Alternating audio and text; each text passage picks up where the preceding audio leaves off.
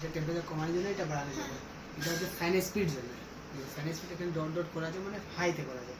এখান থেকে fan speed কম করতে পারো, ওটাও করতে পারো, ঠিক আছে। এটা হচ্ছে কুল মোড, এখানে স্টার করা আছে দেখো। এই কুল মোড স্টার মানে হচ্ছে কুল মোড, এই কুল মোডেই থাকবে সবসময়। সেলফ ক্লিন মাসে একবার করতে পারো, ঠিক আছে। ইকোটাও মানে এই ক্যাপাসিটি কম করার জন্য, কিন্তু রুমটা বড় আছে, আপনার ক্যাপাসিটি কম করার দরকার নেই। এমনি মানে ধরুন যার ছোটো রুম আছে 1.5 মেশিন আছে, ও ক্যাপাসিটি কম করতে পারে, এটা দরকার পড়ে। এটা হচ্ছে সুইচ, ফিলিপের যা কাজ করে, ঠিক আছে।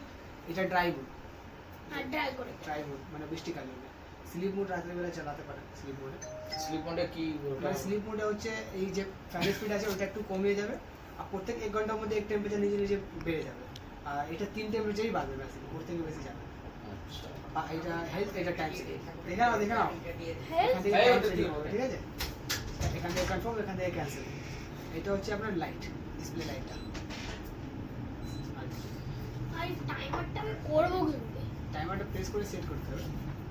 টাইমারটা প্রেস করবে, সেখানে আছে 0.5, 1 আওয়ার, 2 আওয়ার এরকম করে করে আছে। এখানে সেট করলে সেট হয়ে যাবে।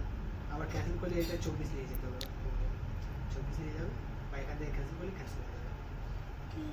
তবে এখানে সেট, কনফার্ম, ক্যান্সেল দুটোই লেখা আছে। উপরে ক্লিক করে দেখি, আমি করে দেখি। আমি করে দিচ্ছি, ওটা প্রেস করো। হ্যাঁ, মুখটা চেপে ধরিস না, প্রেস করো, মুখটা চেপে ধরলে হবে না। ওটা মুখটা চেপে ধরে প্রেস করো, আবার সেট করো। এইটা কনফার্ম করো।